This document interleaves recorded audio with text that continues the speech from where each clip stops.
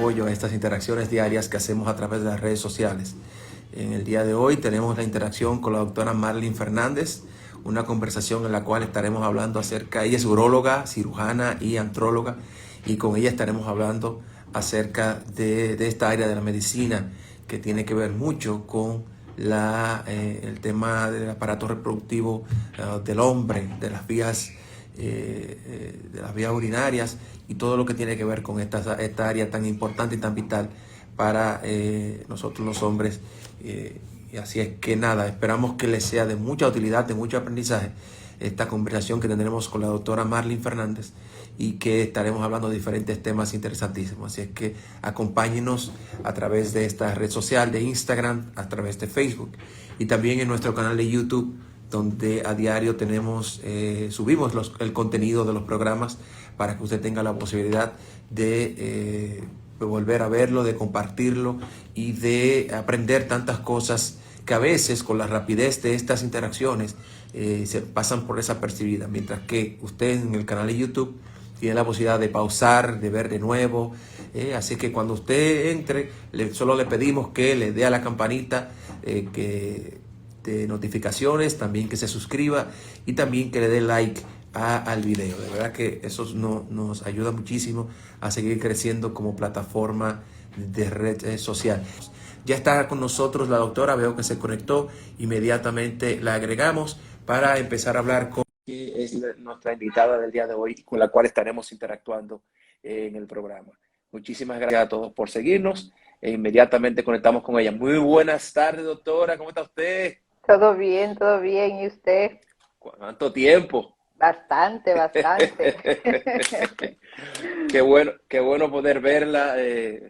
Y qué pena que no sea Presencial. esencial, porque verdad, creo que la última vez que lo vimos fue en el programa hace 2 o 3 Sí, años, ¿no? así es, así es. Y de verdad que esto esperamos ya retornar a los estudios de Telesistema prontamente y Ujú. poder tener ya esa interacción directa con ustedes, los profesionales en diferentes áreas. De verdad que le agradezco esta oportunidad de hablar y que nos se diera esta hora para interactuar con nuestros seguidores.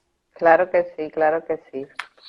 Doctora, hay muchas cosas de qué hablar. Cuéntame. La, Ujú, la urología es interesantísima, la ujú. oncología. Nosotros invitamos aquí en el programa, doctora, cada 15 días tenemos como invitado al doctor Ramón Espinal. El doctor Ramón Espinal Ajá, es un ginecólogo obstetra, pero también es especialista en procesos de reproducción.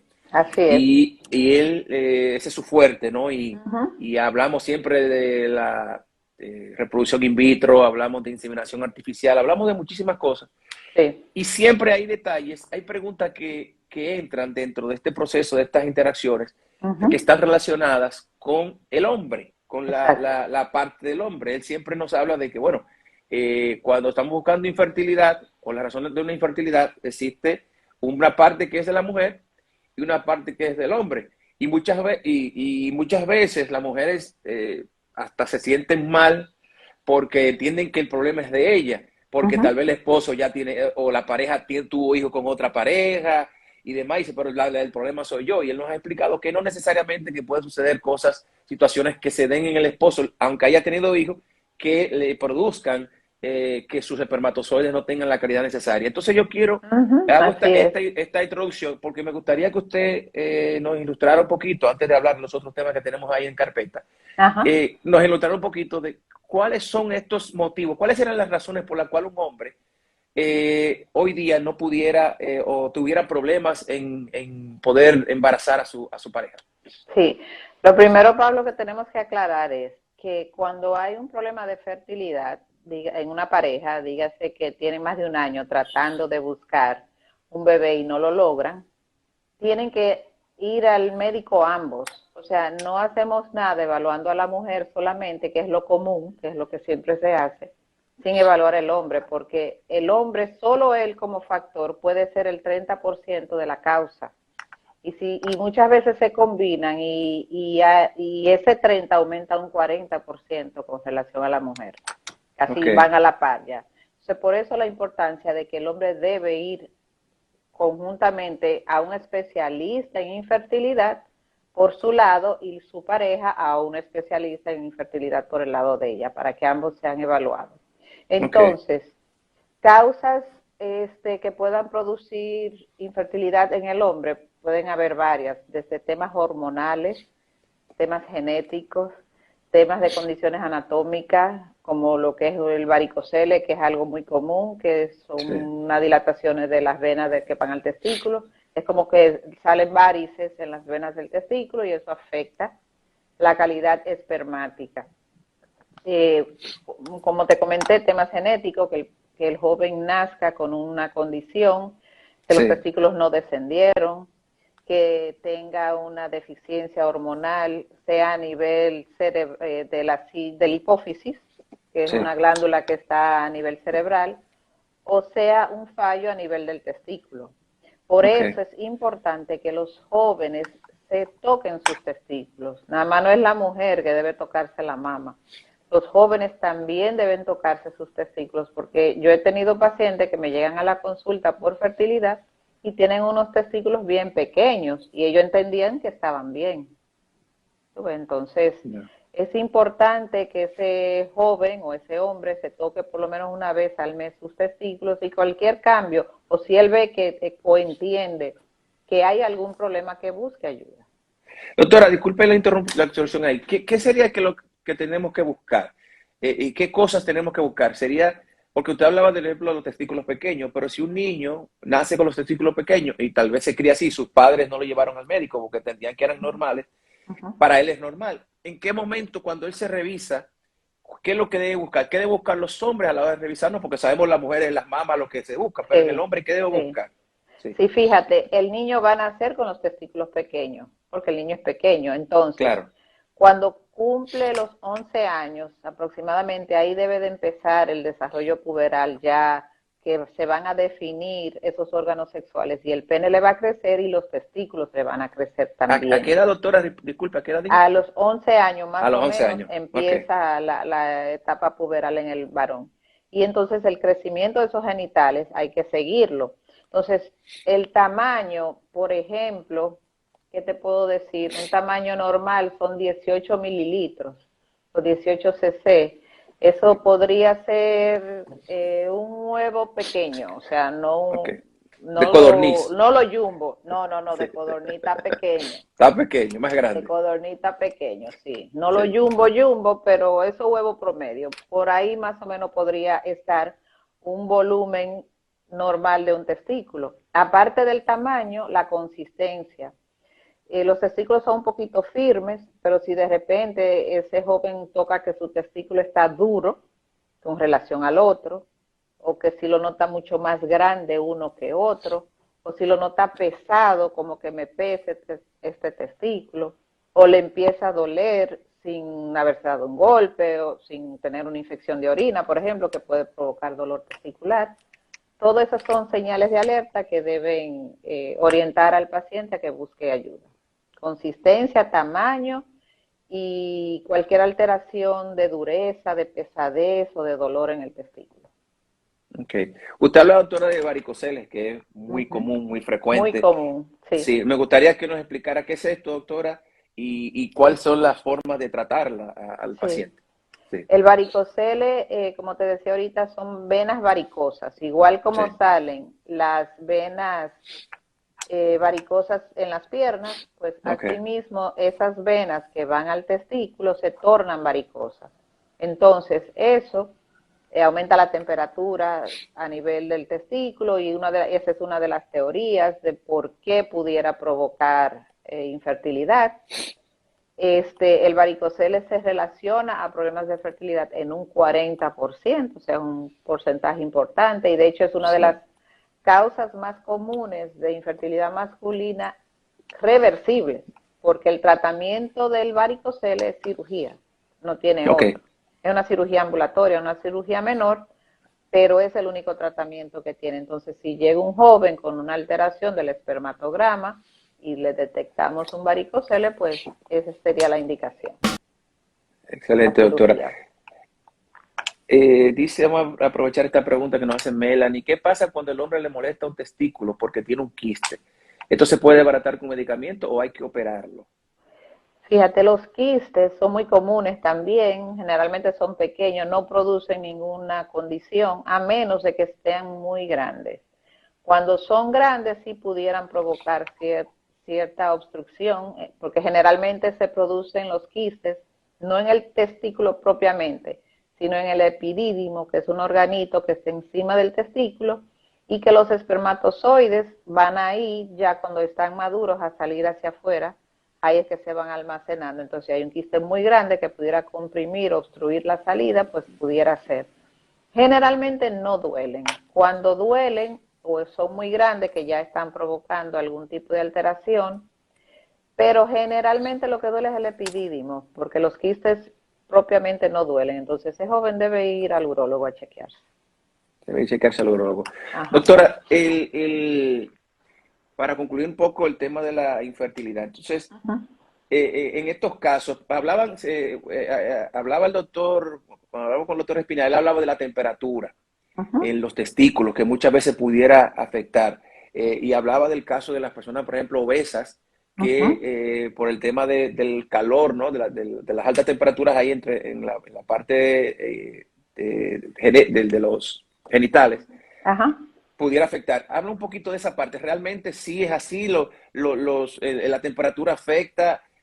Siempre se hablaba de no sentarse en cosas calientes, los recomendaban los abuelos, te va a dar Sí, cistitis. Y esto, sí, sí. realmente, hablen un poquito de eso, de la temperatura y del tema de la infertilidad con los testículos. Sí, el tema de la alta temperatura Sí, definitivamente afecta la calidad espermática. Por eso, fíjate que el cuerpo tiene un sistema de regular la temperatura. Cuando hace mucho frío, ¿qué hacen los testículos? Se esconden y suben para que ese frío no les afecte. Y cuando está caliente, es lo contrario. El escroto o la bolsa se relaja y ellos como que bajan a un ambiente menos caliente, porque sí, la temperatura afecta de manera importante la producción espermática. ¿Y cuál es la importancia desde el punto de vista de fertilidad con los testículos? Es porque en los testículos es que se producen los espermatozoides, que son las células que fecundan. El testículo tiene dos funciones: producir testosterona, que es la hormona masculina, y producir los espermatozoides. De ahí a que si hay alguna alteración en ellos, sea que nazca con un solo testículo o que los testículos no estén descendidos adecuadamente, que se llama criptorquidia, eso es una condición que probablemente afecte a ese hombre en la edad adultez de cara a su fertilidad. Entonces, de ahí la importancia de que esos testículos hay que revisarlos. muy bien. Doctora, mientras usted hable, yo voy tomando algunas notas de preguntas y demás para ir haciéndolas. Así que los amigos que nos están escribiendo, por favor, no se desesperen, que yo voy a ir preguntando. Lo que pasa es que tengo que ir anotando. Doctora, Ajá, la parte cuando te habla eso de la infertilidad, ajá, y tengo un caso de un amigo muy cercano, ajá. que más que infertilidad, él se hizo la vasectomía. Ok.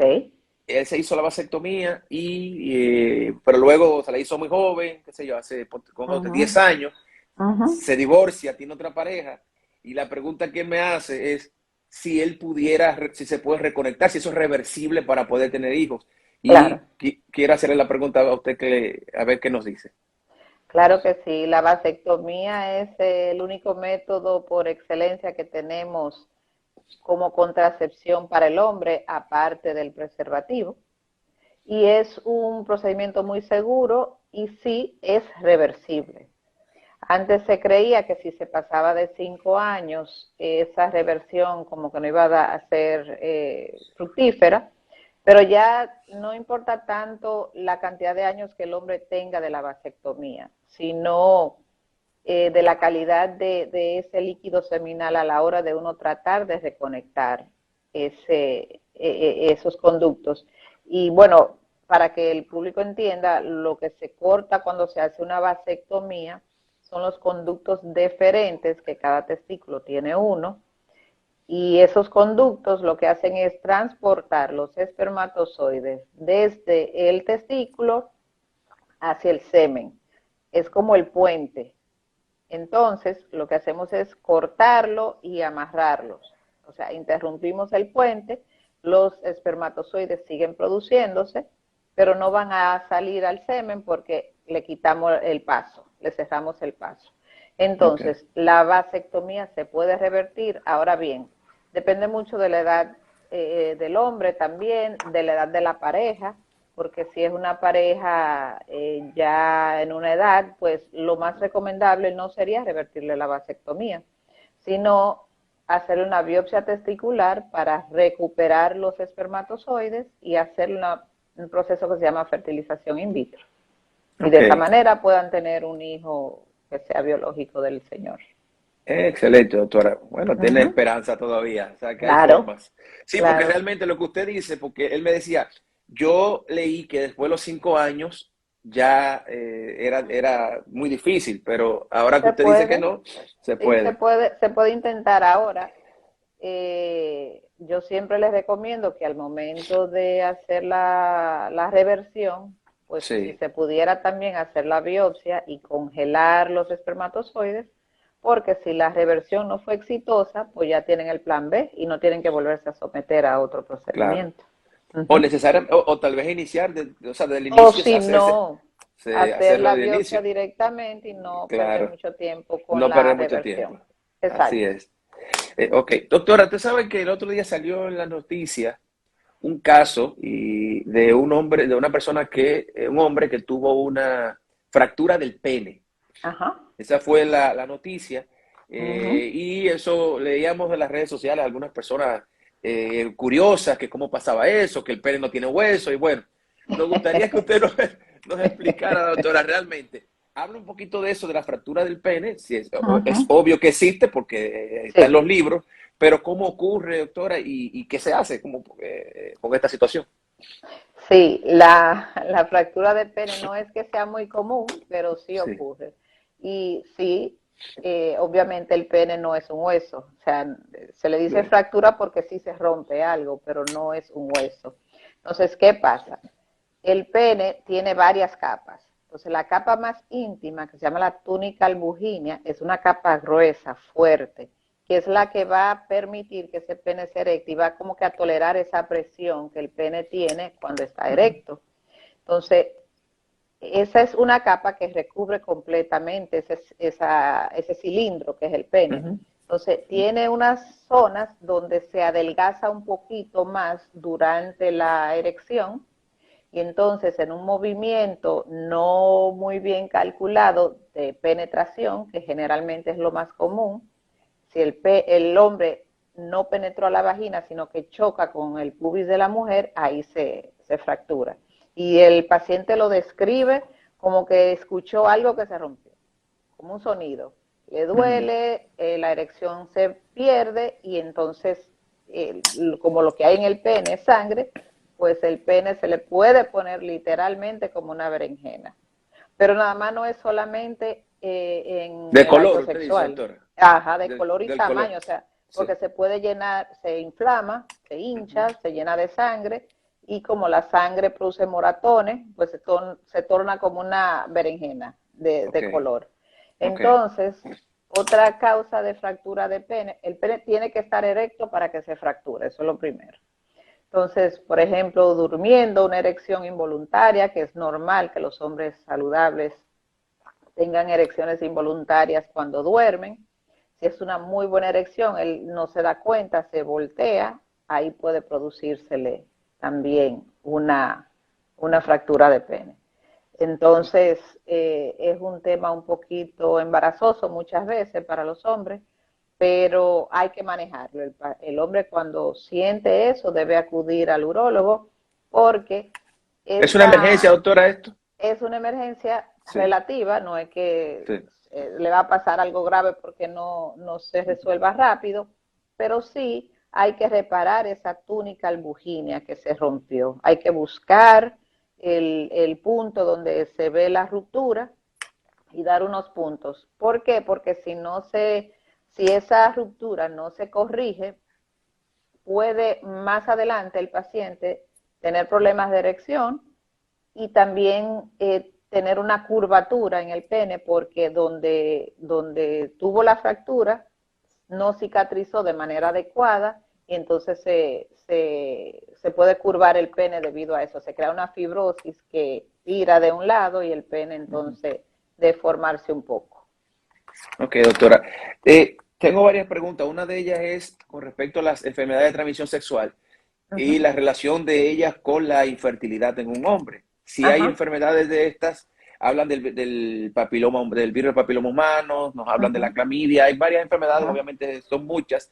Sí. Si algunas de ellas, o si hay una relación directa entre la infertilidad con algunas de estas enfermedades de transmisión sexual. Sí, sobre todo con la clamidia y la gonorrea. O sea, estas dos uretritis son las que más pudieran producir infertilidad en el hombre porque cuando el hombre tiene este proceso, es una inflamación severa muchas veces que produce y al producir esa inflamación, pues pudiera obstaculizar el paso de los espermatozoides y entonces producir el tema de la infertilidad por esa vía. Ok. O sea que sí, las enfermedades de transmisión sexual sí Pueden pudieran causarlo, afectar, sí. pueden afectarlo. Eso es importante.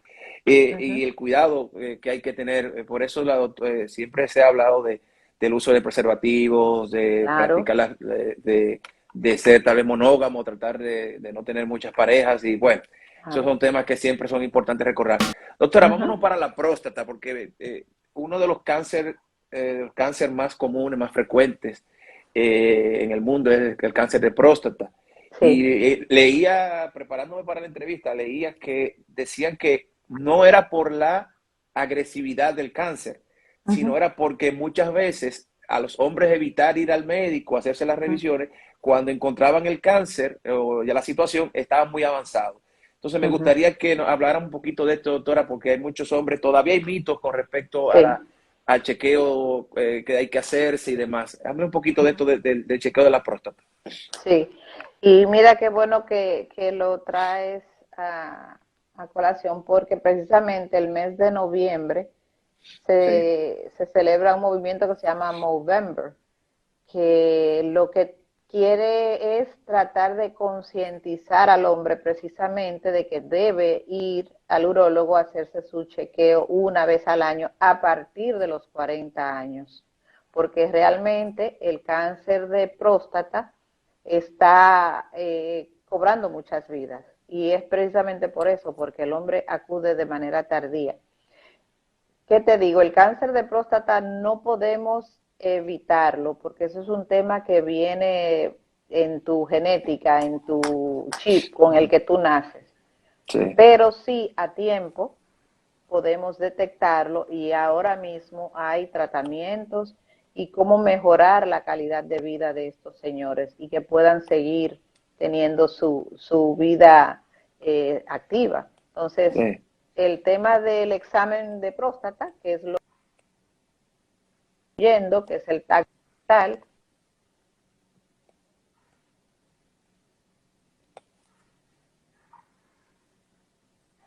Se nos fue el audio, doctora. No, no la escuchamos. No, no la escuchamos. ¿No? Mira a ver ¿Me si fue que le entró una escucha? llamada. Sí, pero Sí. sí, Repita. Usted una hablaba de lo llamada. último que se escuchaba fue Sí, del tacto. Sí. Lo último que escuchamos fue del tacto. Sí. el miedo al tacto rectal. No Exacto. tenemos otro método. Para evaluar la próstata actualmente tenemos el PSA, que es el análisis de la próstata en sangre, y el tacto rectal. Esos son los dos criterios que tenemos para valorar una próstata.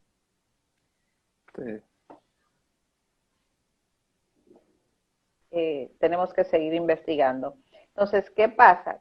La pregunta del millón, como le digo yo a los pacientes, doctora, no hay nada todavía, tanto que avanza la ciencia.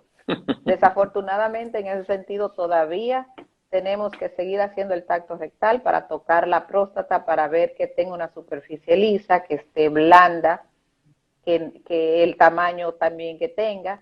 Entonces, el tacto rectal no es un examen agradable, obviamente, pero es algo que se hace rápido y que de verdad es necesario. Y a partir de los 40 años, el hombre tiene que ir al urólogo, aunque no sienta ningún tema con sus genitales, con su forma de orinar.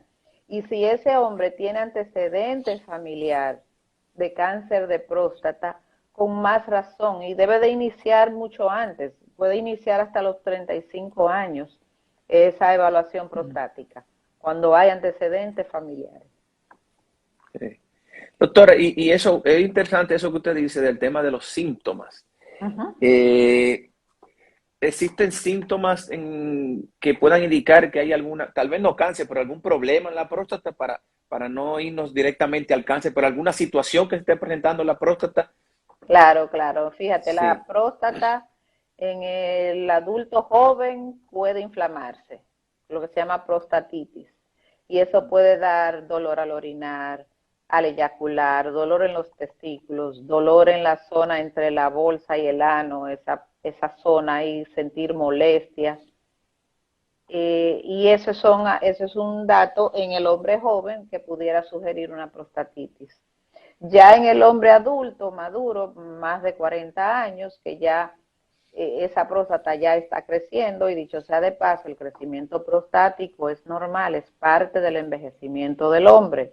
O sea, no es nada malo que usted a los 50 años tenga una próstata aumentada de tamaño, porque eso es lo que toca por la edad.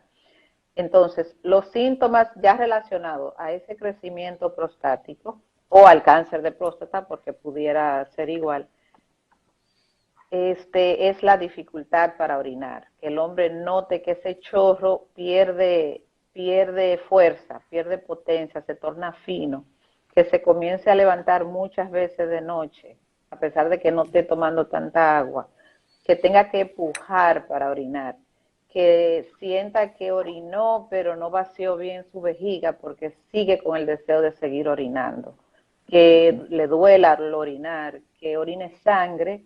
Esos son datos que tienen que alertar al hombre y debe ir al urólogo a chequearse porque, ¿qué pasa? No nada más por el cáncer. Ese crecimiento prostático que le está afectando la forma de orinar, y hay muchos hombres que creen que están orinando bien y orinan a cada rato y no puede ser y se levantan muchísimo de noche. Entonces, ese crecimiento a la larga va a dañarle el funcionamiento de su vejiga, porque es una vejiga que está esforzándose para vaciarse, porque tiene que vencer un obstáculo. Entonces, a la larga se le daña su vejiga y también pudieran dañársele sus riñones, por Sí. simplemente estar orinando mal y no querer ir al médico. Sí. También la intermitencia, ¿verdad, doctora? En la orina. O sea, la intermitencia en el caño, vamos a poner de esa forma. Exacto, la Sí. intermitencia sí puede ser también Se debe asociada. ser. Yo Uh-huh. leía como que también cuando esa intermitencia puede ser parte de eso. Claro, Y es. Sí. si el hombre nota cambios en la forma en cómo está orinando, que no se sienta a Ujú. gusto de la manera en que está orinando, tiene que ir al urólogo, tiene que ir Sí. al urólogo. Usted hablaba de la eyaculación. También el dolor al eyacular Uh-huh. pudiera ser estar relacionada con la próstata directamente o pudiera estar relacionada con los testículos. Con la próstata, Sí. hablaba de la prostatitis. Cuando hay una inflamación prostática puede haber dolor al eyacular, porque el Ok. semen, la mayor parte se produce en la próstata, y cuando hay un proceso inflamatorio en toda esa zona, al Sí. eyacular todos esos músculos se contraen, y al Ok. contraerse, si hay inflamación va a doler. Entonces, Ok. y duelen los testículos también. Sí. Entonces, por eso sí, cuando hay dolor al eyacular, puede ser un tema de una inflamación prostática. Doctora, y en ese mismo orden, hablando ya del cáncer y de esto, cuando a un paciente se le diagnostica, o sea, usted tiene cáncer, Uh -huh. ¿cuál es el proceso siguiente a este paciente? ¿Cuáles estudios se hacen? O ya, bueno, ya se determinó, pero ¿cuáles estudios Uh -huh. posteriores se hacen? ¿Y cuál es el pronóstico de este paciente para tener una vida normal en todos los sentidos? Porque una de las preocupaciones, y conozco un caso de un señor que lo que más le preocupaba era su vida sexual. Decía, oye, Sí, ahora con el cáncer no era ni siquiera la muerte, sino la la vida posibilidad sexual. sino su vida sexual. Entonces, me gustaría que usted nos explicara esa parte. Sí, claro. Fíjate, una vez detectado el cáncer hay que ver la edad del paciente, qué edad tiene. También influye su salud general, cómo está, porque el manejo en primera línea del cáncer de próstata es la cirugía, es la prostatectomía radical, intentando eliminar esa glándula, vesículas seminales, por eso es radical, para tratar de eliminar el cáncer. Entonces, si es un hombre que está en buenas condiciones físicas y tiene quizás 70, menos de 72 años, con una vida todavía, una esperanza de vida buena, pues la recomendación sería la cirugía radical. También hay que ver la etapa, el estadiaje que tenga el cáncer, porque como decíamos ahorita, muchos llegan cuando ya está demasiado avanzado y muy deteriorado. Entonces ahí ya tenemos que manejarlo de manera paliativa. Sí. Entonces la cirugía es el gol estándar para tratar de manejar eso. Y obviamente cualquier tratamiento para mejorar o para tratar de erradicar este cáncer va a dar al traste con la sexualidad del hombre. ¿Por qué? Porque al quitar la próstata en una cirugía radical, vamos, aunque las técnicas han mejorado muchísimo y la laparoscópica y la robótica son un éxito, como quiera se tocan los nervios, el paquete de nervios, arterias y venas que rodea la próstata es el mismo que va al pene. Entonces, quiera o no, se manipula, se toca y entonces el hombre que tenía su vida sexual activa con su función eréctil buena, pues se va a ver afectado porque esa erección se puede alterar. Y obviamente no va a tener semen ya porque estamos quitándole el órgano que produce la mayor cantidad de semen. Entonces Sí. va así a sentir el orgasmo a la hora de tener relaciones, pero no va a haber salida de semen. Entonces, otra forma de manejar el cáncer de próstata es con Disculpa, doctora. radioterapia. Ajá, Disculpa, usted hablaba sí, de sentir el orgasmo, pero anteriormente había dicho sí, que la vida sexual se ponía se peligraba la vida sexual. Entonces, cómo se adquiere el sí, orgasmo con... Sí, sí, claro, quizá me adelanté, sí, porque a pesar de que se va a alterar la función eréctil básicamente de ese hombre, tenemos alternativas para luego de que ese cáncer esté controlado, manejar su actividad sexual. ok, ok, Lo primero es iniciar con un tratamiento, una rehabilitación de todo lo que es la zona pélvica y empezar con fármacos a darle a ese paciente para que empiece a ver si nota. Y muchos logran tener erecciones que sean suficientes para penetrar y completar su acto sexual y tener una vida sexual posterior de manera satisfactoria.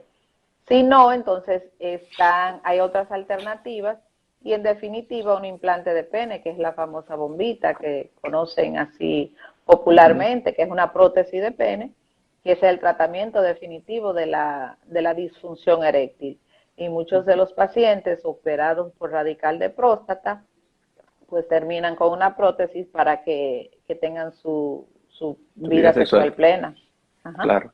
Entonces, por Usted eso te hablaba, decía que ahí sí, el orgasmo lo van a lograr, que eso es lo que queremos, claro, que tengan una claro. erección, que puedan completar el acto sexual y que logren el placer, tanto de él como de su pareja.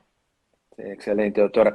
Usted habla de la difusión eréctil y era uno de los temas una de las preguntas que tenía por aquí, porque también es una situación muy común que, Sí, aunque usted hablaba, la relacionó en este momento con cáncer de próstata, situación de la próstata, pero también hay otros factores que pudieran determinar que esto suceda. Y nos gustaría claro. conocerlos. ¿Cuáles son las otras causas por las cuales un hombre pudiera padecer de difusión eréctil? Claro, ahora mismo el tema metabólico, orgánico, antes se pensaba que la disfunción eréctil era puramente emocional o psicológica. Ya sabemos que no. Lo mismo que ocurre en el corazón, por ejemplo, de un hombre que se infarta, ya ocurrió años antes en las arterias del pene. O sea, es un tema cardiovascular. ¿Qué quiere decir eso? Que un hombre hipertenso, que un hombre con los colesteroles altos, que un hombre diabético, obeso, sedentario, o sea, todos esos son factores de riesgo para desarrollar disfunción eréctil. Entonces, muchas veces con solo modificar el estilo de vida, de esos hombres que llegan consultando por eso, porque ven que están fallando. Mejorar la dieta, ponerse a hacer ejercicio.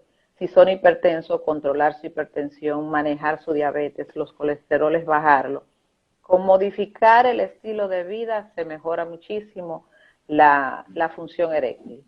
Entonces, la disfunción eréctil en un hombre joven es un marcador cardiovascular, porque probablemente ese hombre joven que hoy se está quejando de disfunción eréctil, si no se evalúa correctamente, en 10, 15, 20 años va a tener problemas coronarios, pero ya el cuerpo le estaba avisando y no le prestó atención.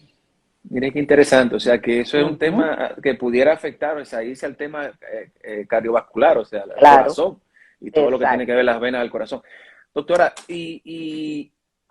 siempre cuando hemos tenido la oportunidad de conversar, le he hecho la pregunta, y la voy a repetir porque aquí en las redes sociales tal vez mucha gente no la escucharon, y era la del uso de estimulantes para sexuales, que hoy día vemos que se comercializan sin recetas, hasta muchas veces lo dan muestras gratis. Yo me acuerdo una vez en el Play que entró una marca nueva y estaban regalándolo con la entrada del Play. Yo me sorprendí, decía, pero Dios mío, o sea, a estos niveles estamos llegando. Y yo le pregunté hace unos años atrás si el uso de estos medicamentos, porque son medicamentos, pudiera afectar a la corta, mediana, a largo plazo a la salud del hombre que lo está utilizando sin necesitarlo. Claro, claro que sí. Fíjate, Pablo, ahora mismo el tratamiento más sencillo que tiene la disfunción eréctil son los fármacos. Y son medicamentos que están muy bien estudiados, pero están dirigidos a una población que realmente lo necesita. Pero por la mala publicidad, toda la mala información que ha habido en el medio, cuando surgieron estos fármacos, pues los hombres han abusado y muchos jóvenes que no necesitan tomarlo, pues lo toman porque creen que van a ser supermanes. Entonces, si tú eres un hombre sano, joven, no tienes necesidad de tomar ningún fármaco para ser Superman porque realmente tú estás bien. Esos medicamentos se usan cuando se necesitan y debe indicarlo un facultativo, no que se los regalen o lo compren en un colmado, que creo que ya eso está bastante regulado. Porque son ¿Usted fármacos... entiende, doctora, que eso debería ser, disculpe la interrupción, esto debería ser recetado, o sea, no debería venderse en ningún centro sin una receta médica? Como otros medicamentos, pero en esto específico, sí. No, es que no es que yo entienda, es que son medicamentos que necesitan prescripción médica. Ese es el tema, o sea, no pueden recomendárselo a un amigo o que me lo regalaron en el Play, como tú dices, no. ¿Por qué? Porque precisamente por el tema que te comentaba, que la disfunción eréctil está ligada a problemas cardiovasculares, hay que ver cómo anda la función cardíaca de ese paciente, su condición cardiovascular. Claro. Entonces, son muchos factores que hay que evaluar, por eso el hombre debe ir a la consulta para uno poder determinar cuál puede ser la causa de esa disfunción y entonces poderlo ayudar de manera correcta, no automedicarse como siempre hacen. Y que además el uso de eso sea cualquierizado, o sea, cualquiera lo vende, hasta los mismos nombres de las pastillas, usan nombres alegóricos con temas sexuales que realmente pierde, yo creo, porque yo no me imagino a usted, doctora, haciendo una receta de que toma, o sea, yo no me imagino. Por ejemplo. O sea, por ejemplo, y tal vez valga la cuña, que no se la quiero dar, porque no, pero imagina, yo no me imagino a un profesional escribiendo, tómate esto, sino más bien... solamente por el nombre, como que pierde hasta prestigio para mí el profesional que me recomiende eso. Pero claro, es que eso es así, entonces, nada, nuestro país es muy especial. Es muy especial, pero sí son medicamentos que requieren prescripción médica, que están muy bien estudiados y están indicados, y no son estimulantes sexuales, porque por el hecho de tomárselo, el hombre no va a estimularse, tiene él que estimularse o su pareja para ver el efecto realmente. O sea, no es una píldora mágica que se la tomó y ya, no.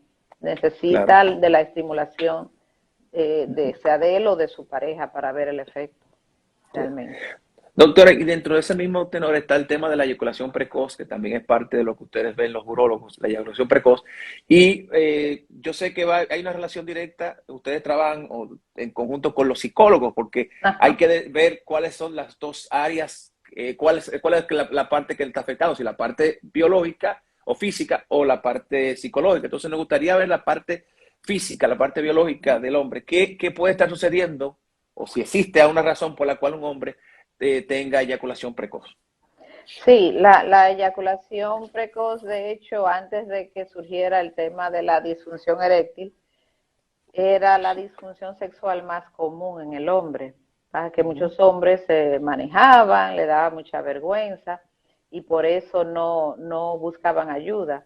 Entonces, cuando es una eyaculación precoz desde los primeros inicios de la etapa de la actividad sexual, lo recomendable, y sobre todo si es un hombre joven, bien joven, lo recomendable es sí que se vea por un terapeuta sexual, por un psicólogo, porque ellos Okay. tienen herramientas de conducta, de respiración, de manejo, de cómo ayudarlo a que logren controlar ese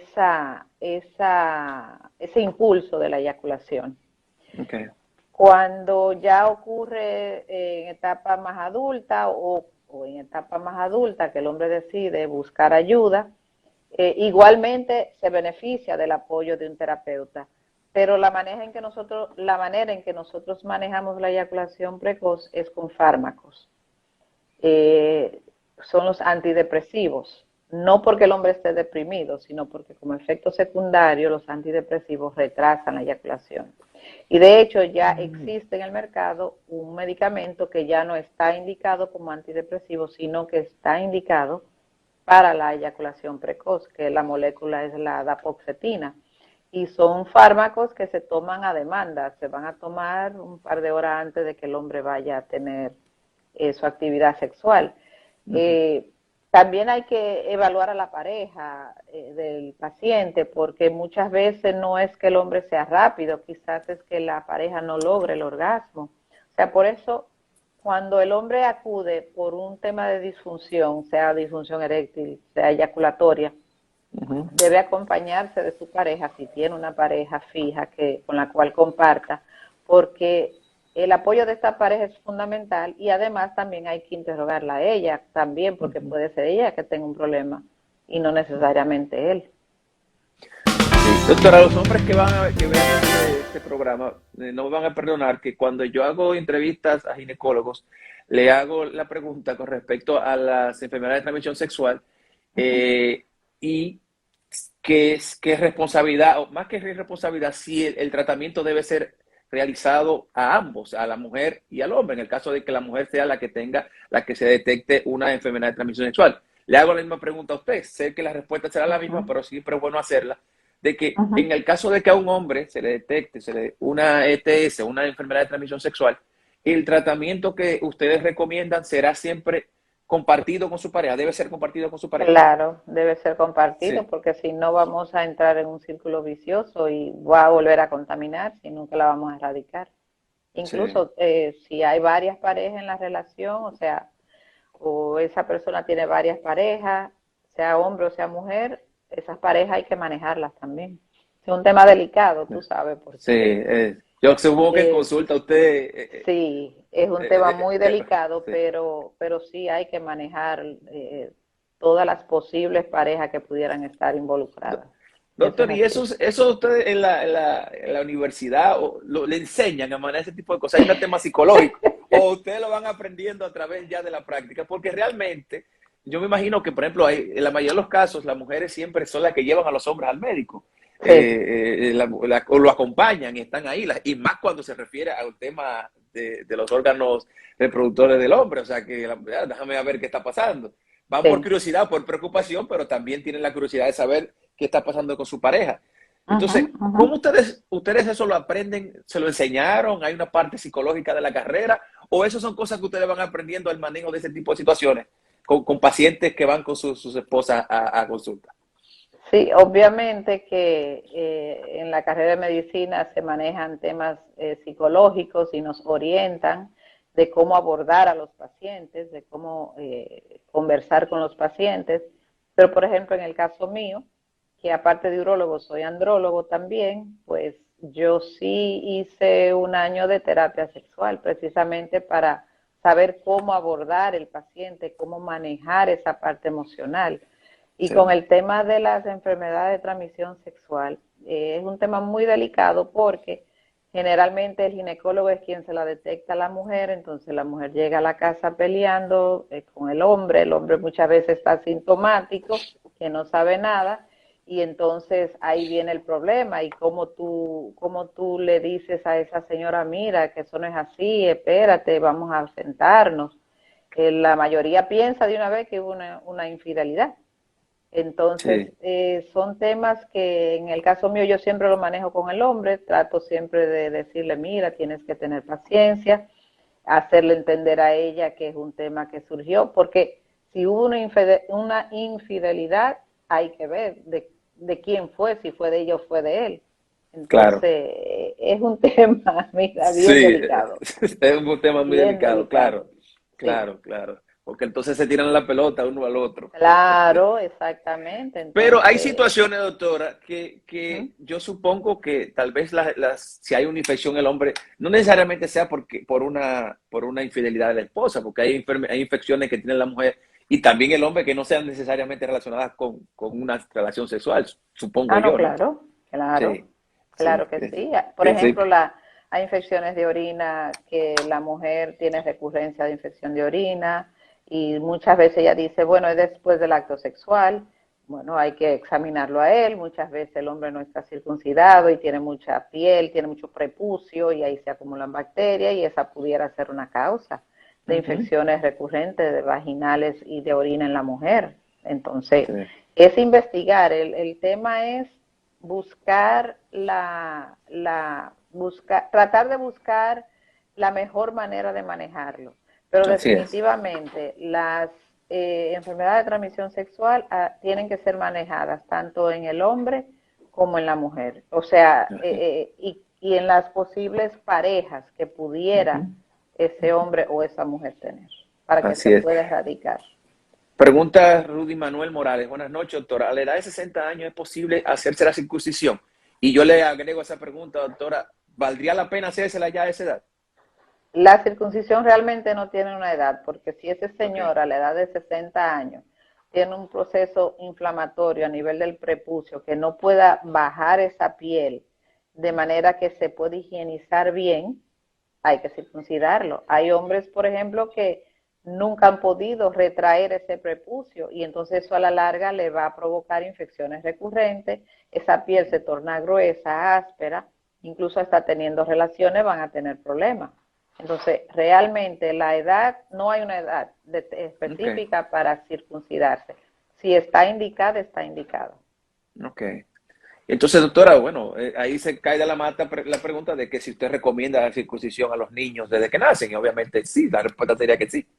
Bueno, yo soy pro circuncisión, no, Sí. no te digo que inmediatamente desde que nazcan, pero que sí, que los padres estén pendientes de cómo andan los genitales de sus hijos y que si tiene mucha piel en el prepucio, si no Ujú. pueden higienizarlo de manera adecuada, entonces hay que circuncidarlo.